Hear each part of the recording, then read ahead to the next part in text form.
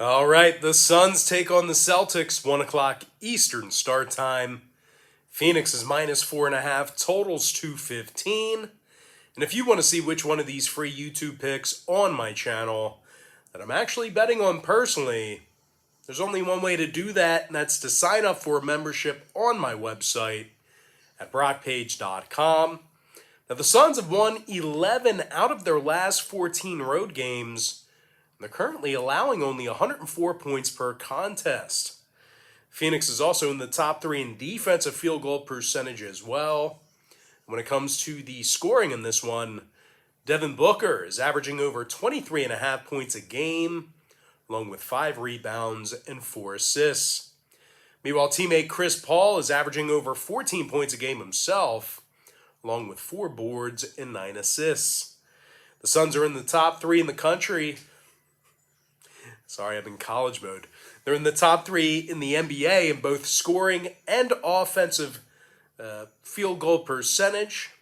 Now, when it comes to the COVID report, McGee, Crowder, Nader, and Ayton, they are all out with the virus. Meanwhile, for Boston on the other side, Cantor, Schroeder, Tatum, Fernando, and Nesmith, they are out for them with the vid. Now, the Celtics are currently on a 3-game losing streak, and they also dropped 7 out of their last 10. The Celtics have also struggled shooting the basketball, as they rank in the bottom 10 in offensive field goal percentage. Now, total-wise, 4 out of Boston's last 5 ball games fell under the posted number. They also went 6-3 to the under in their last 9. Meanwhile, the Suns, on the other side of things, they are 64% to the under when traveling. I'm going to lean toward Phoenix -4.5, under 215. Next matchup, it is going to be Bulls versus the Pacers, and that's going to be a 3 o'clock Eastern tip-off. Chicago's -4.5, totals 222. When it comes to the COVID list, for Chicago, Ilyasova, Bradley, McKinney, and Simonovic are in quarantine. When it comes to actual injuries, Caruso is still out indefinitely with a foot. Having said all that, though, the red-hot Chicago Bulls are still on a 5-game winning streak, and they currently lead the NBA in shooting the 3-ball. Zach LaVine is drilling 42% of his three-pointers, and he also averages over 26 points a game. Meanwhile, DeMar DeRozan is scoring over 26.5 points a night himself, along with 5 rebounds and 4.5 assists. Chicago is also in the top 3 in offensive field goal percentage as well. They're a very good shooting basketball team right now. Now, they're taking on an Indiana club who's 7 games below 500, and they're going to have to go to work without their leading scorer, Malcolm Brogdon, who's currently in COVID protocol. And speaking of the virus, Duarte and Jackson are out with the vid, and Jeremy Lamb is questionable. And I'll tell you what, even when they're healthy, the Pacers have struggled shooting the 3-ball this year, as they're currently making just 32% of their shots from downtown. Meanwhile, defensively on the other end of the court, the Pacers are in the bottom 5 in defensive field goal percentage at home. Now, total-wise, 5 out of Indiana's last 8 ball games fell under the posted number. Meanwhile, Chicago went 13-3 to the under in their last 16 contests in Indiana. So if you're into historical trends, you may want to think about what I just said. I'm going to lean toward Chicago, -4.5, and the under 222. Next ball game, it is going to be Mavericks versus the Kings, 6 o'clock Eastern start time. Dallas is -1 with the total at 217.5. But despite being the slight favorite in this one, Dallas is going to have to go to work here today without Doncic, Kleba, Thomas, Hardaway, Burke, Cauley-Stein, Boban, and McLaughlin, as all of those players are in COVID protocol. The Mavs also dropped 5 out of their last 7 ball games, and they're making only 32% of their three-pointers. And speaking of more offensive woes, Dallas is also averaging just 105 points per contest. They're taking on a Sacramento club who won their last 2 straight. And they also rank in the top 3 in the NBA in second quarter scoring. De'Aaron Fox is averaging 20.5 points per contest, along with 3 rebounds and 5 assists. Meanwhile, Harrison Barnes is drilling 41% of his three-pointers and averages over 17 points a game. Now, total-wise, Sacramento's 60% to the under at the Golden One Center. Meanwhile, for Dallas, they're 22-12 to the under for the entire season. I'm going to lean towards Sacramento +1, under 217.5. Next ball game, it is going to be Heat versus the Rockets, and that's going to be a 7 o'clock Eastern tip-off. Miami Heat's -3.5 in this one with the total at 218. But despite being favored in this one, Miami's actually been riddled with COVID here recently, as Tucker, Haslam, Robinson, Cheatham, Strus, Vincent, and Garrett, they're all in COVID protocol. Meanwhile, Jimmy Butler and Kyle Lowry, they are both listed as questionable to play as well. And even when they're mostly healthy, Miami's currently in the bottom 10 in the country in fourth quarter scoring on the road. They're taking on a Houston club who's in the top 10 in shooting the three ball at home. Eric Gordon is drilling over 45% of his three-pointers on the season. He's also scoring over 14.5 points a game. Meanwhile, Christian Wood, he's scoring over 17 points a night himself, along with double-digit rebounds. And when it comes to the defensive play in this one, the Rockets are also in the top 10 in defensive field goal percentage at home. Now, COVID-wise, Matthews and Tate, they are in quarantine. Augustin is out with a quad, an actual injury. And when it comes to the total in this one, Houston went 80% to the over in their last 10 ball games. Meanwhile, Miami's 11-8 to the over when traveling this season. I'm going to lean toward Houston +3.5, over 218. Next matchup I have for you, it is going to be Clippers versus the Raptors. 7:30 Eastern start time. Toronto's -5.5, totals 210 and a hook. And speaking of the total in this one, Toronto saw contests with New York, Washington, and Milwaukee here recently fall under the posted number. They also went 7-3 to the under in their last 10 meetings with the Clippers. So if you're into historical trends, and I know some of you guys out there are, that's certainly a historical trend you may want to consider if you're looking to fire on this game. And when it comes to Los Angeles on the other side of things, they're currently 69% to the under when traveling for the entire season themselves. Now, if you want to see who I'm picking to cover the point spread in this one, this game's actually being featured as my extra daily pick on BrockPage.com. And if you want to access today's extra daily pick, it's only going to cost you just $2.99. So if you want to see whether I'm leaning toward the Rockets plus the points, or if I like the Raptors laying the 5.5 at home, there's only one way to find out, and that's to sign up for my extra daily pick on BrockPage.com, and the link for that pick is in the description section below. But as far as making a free pick goes for this game, I'm going to lean toward the under 210.5 in that contest.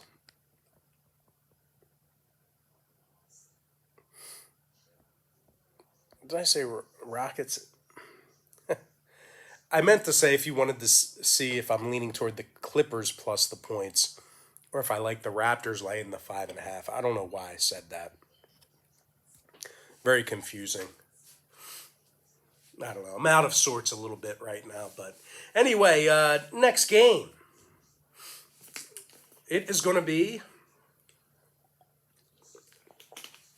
the Hawks versus the Cavaliers. 7:30 Eastern tip-off. Cleveland's -1.5. Totals 215. But despite being favored in this one, the Cavs are on a 2-game losing streak. And they also failed to cover the point spread in 3 out of their last 4. Now, the Cavs' top 2 scorers in Darius Garland and Jarrett Allen, they're both questionable to play here tonight. And even if they do, the Cavs still find themselves in the bottom 3 in the NBA in fourth quarter scoring. They're taking on an Atlanta club who has a bunch of COVID absence. They're taking on Atlanta club, who has a bunch of COVID absences here tonight themselves, but they should still have Trae Young in the lineup here tonight. Trae scoring over 27 points a game, along with 3 rebounds and 9 assists. Meanwhile, Cam Reddish is averaging over a dozen a game himself, along with 2 boards. The Hawks are currently in the top 3 in the NBA in shooting the 3-ball. And when it comes to the COVID list, Gallinari, Wright, Luau-Cabarrot, Collins, Bogdanovich, Herter, Okongwu, Johnson, and Cooper, they're all out in quarantine. They're not playing. They're being isolated. Now, total-wise, Atlanta saw their last 2 straight get over the line. Meanwhile, 2 out of Cleveland's last 3 got over the number themselves. I'm going to lean toward Atlanta, plus 1.5 in the under 215. Next ball game I have for you, it is going to be Spurs versus the Grizzlies.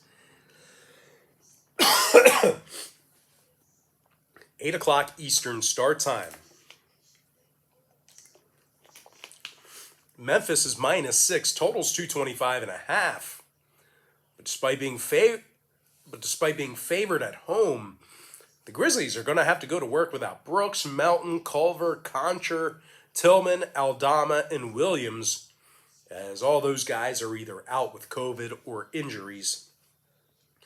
The Grizzlies also failed to cover the point spread in 4 out of their last 6 ball games, and they're having a tough time defending the 3-ball. As a matter of fact, Memphis is currently in the bottom 3 in defensive 3-point percentage. They're taking on a San Antonio club who won 3 out of their last 4 ball games, and they successfully covered the point spread in all 4 of those contests. And despite the absence of DeJounte Murray here this evening, San Antonio is still covering in 63% of their road games. And they allow only 106 points a night when traveling. And of course, when it comes to the scoring in this one, Keldon Johnson is averaging 15 points a game along with 6 boards and 47% shooting from 3-land. If I was that good shooting the 3-pointer, that's all I'd be doing is just shooting 3 balls. But anyway, speaking of 3 balls, Dougie McDermott, he's drilling over 41% of his 3-pointers himself. And he's also scoring nearly a dozen a game. And when it comes to the injury report, once again, Murray is out. Walker is questionable. When it comes to the total in this one, San Antonio's 11-5 to the under on the road this season. Meanwhile, the Grizzlies went 4-2 to the under in their last 6. I'm going to lean towards San Antonio plus 6 and the under 225.5. Next matchup, it is going to be Knicks versus the Thunder. 8 o'clock Eastern tip-off. The New York Knicks are -5 with the total at 205.5. Despite the absence of Julius Randle here this evening, the Knicks are still on a 3-game winning streak, and they also successfully covered the point spread in 5 out of their last 7. RJ Barrett's averaging over 14.5 points a night, along with 5 boards and a couple assists. Meanwhile, for the Knicks, Kemba Walker is drilling over 40% of his 3-pointers himself. 13 points a night for Kemba. Now, defensively, the Knicks are allowing only 102 points per contest when traveling. And they rank in the top 3 in defensive field goal percentage on the road. They're taking on an OKC squad who lost 3 out of their last 4. And they may have to go to work without their best player, Shai Gilgeous-Alexander. Shai's currently questionable with an ankle injury.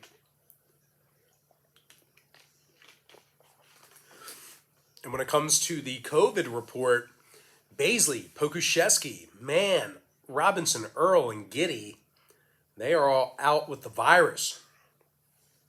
But I'll tell you what, even when OKC is healthy, well, they average just 100 points per contest. And they rank dead last in the league in shooting the 3-ball. These guys have been pretty bad offensively this year. Meanwhile, defensively on the other end of the court, they're also dead last in rebounding on the defensive end of the court. Now, total-wise, OKC saw 3 out of their last 4 get over the posted number. Meanwhile, the Knicks saw contests recently with Washington, Boston, and Houston get over the line themselves. I'm going to lean toward New York -5, over 205.5. Next ball game, it is going to be Timberwolves versus the Jazz, 9 o'clock Eastern start time. Utah's -11.5 with the total at 222. Now, the Red Hot Jazz have won their last 5 straight, and they're currently dominating the NBA in scoring on average per contest. They're also dominating their opponents in the rebounding department as well. Utah's currently first in the NBA in offensive rebounding. Donovan Mitchell scoring over 25 points a game, along with 3 rebounds and 5 assists. Meanwhile, Bojan Bogdanovic is scoring over 17 points a night himself, along with 3 boards. Bogey's also drilling nearly 43% of his three-pointers. The Jazz are number 1 in the NBA in offensive field goal percentage. Meanwhile, defensively on the other end of the court, they're also in the top 3 in defensive rebounding as well.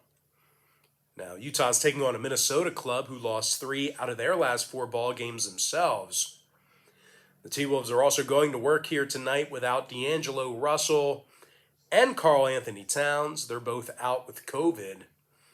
And even when Minnesota's healthy, they still have a losing record on the road. They currently rank in the bottom 5 in shooting from the field. Meanwhile, defensively, Minnesota's in the bottom 3 in defensive rebounding. When it comes to the total in this one, Minnesota went 70% to the over in their last 10 outings. They're also 71% to the over on the road. Meanwhile, 5 out of Utah's last 9 got over the line themselves. I'm going to lean toward Utah -11.5 and the over 222. With that, guys, we're going to go ahead and jump into our next and final matchup for the show. It is going to be Blazers versus the Lakers, 10:30 Eastern tip-off. The LA Lakers are -5.5, totals 227. And despite their current skid, the Lakers did successfully cover the point spread in their last 2 straight. And when it comes to the scoring in this one, the Lakers are also in the top 10 in offensive points per contest. LeBron James is scoring 28 points a night, along with 7 rebounds and 6 assists. Meanwhile, Russell Westbrook is averaging just about 20 points a game himself, along with 8 rebounds and 8 assists as well. They're taking on a Portland team who lost their last 3 straight, and they also dropped 8 out of their last 10. The Blazers have also done a terrible job on the road this season, losing 12 of 14 when traveling. Now, when it comes to this COVID report, Zeller, Covington, Nurkic, Simons, Blevins, and Watford, they are all in quarantine. The Blazers are also dead last in the NBA in guarding the 3-ball. When it comes to the total in this one, Portland did see contests with Dallas, Charlotte, and Memphis recently get over the line. Meanwhile, the Lakers, they went 4-2 to the over in their last 6 themselves. I'm going to lean toward the LA Lakers -5.5 and the over 227. With that, guys, we're going to jump into our quick pick recap, powered to you by my website at brockpage.com. I like Phoenix -4.5 under 215. Chicago -4.5 under 222. Sacramento +1 under 217.5. Houston +3.5 over 218. I like the under 210.5 in the Clippers-Toronto game. Give me Atlanta +1.5 under 215. San Antonio +6 under 225.5. New York Knicks -5 over 205 and a hook. Utah Jazz -11.5 over 222. With my next and final free pick for the video, I'm going to lean toward the Lakers -5.5 and the over 227. And with that, guys, that's going to do it for me. Don't forget to check me out on brockpage.com. Now, if you guys do end up getting a membership here today on my website, just keep in mind, you're going to get billed the day you sign up and then the first of every month following that. So if you do end up getting a membership here today on brockpage.com, You're going to get billed today and then again tomorrow. So you might as well just wait until tomorrow to sign up. Don't even buy anything from me today. I'm not interested in that. Wait until tomorrow. Because if you end up getting a package tomorrow, you're going to get max value for your money. It's going to be on the first of the month. January is a 31-day month, by the way. So you're going to get absolute max value. And let me tell you this. I have a package on my website called the board member tier. Board members get access to every single pick that I give out on that website all the way through the end of the month. So if you're going to sign up on the first, you may want to think about getting that board member package. That's really going to maximize your value there. But regardless of that, guys, I always tell folks in every single video, the earlier in the month you sign up, the better. But most importantly, guys, I got to thank you for joining me right here on YouTube. I also, if you didn't watch my college football video today, once again, guys, I got to thank you guys for a great 2021. I can't do it without you guys. You guys tune in every day. You even watch baseball in the summer. You watch my baseball videos in the summer. I mean, you guys do it all for me. So, bottom of my heart, I can't thank you enough for you guys building this brand for me. 2021 was a tough year for America. It was a tough year for a lot of you guys out there. But because of you, it was a great year for me. And I owe it all to you guys. It's none of my doing, man. You guys are the brand. You guys are Brock Page Productions. So I certainly appreciate you guys out there watching these videos every day. I can't say enough about it. But anyway, guys, be safe tonight. Happy New Year's. Happy New Year's Eve to you. Best of luck to you. And with that, don't forget to check me out on my website at brockpage.com.